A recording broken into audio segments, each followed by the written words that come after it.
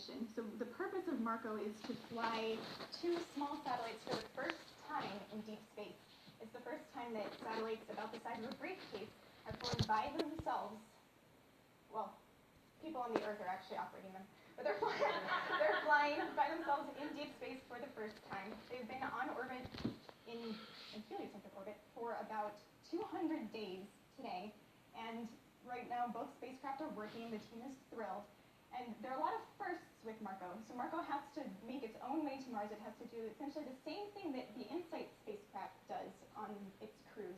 They had to go through trajectory correction maneuvers. It has to generate its own power. They have to talk to the Deep Space Network, and talking to the Deep Space Network and doing all these trajectory correction maneuvers in deep space are the first time that this has been demonstrated on a CubeSat platform.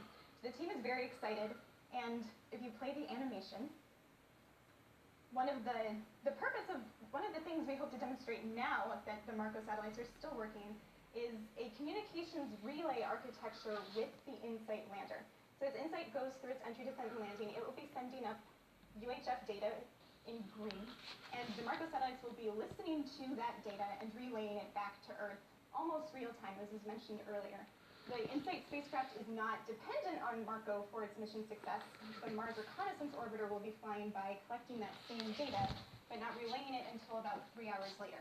If it works, the 2 Marco spacecraft will relay the data for InSight entry, descent, and landing almost as it's happening, which would be very cool for both the Marco team and the InSight team to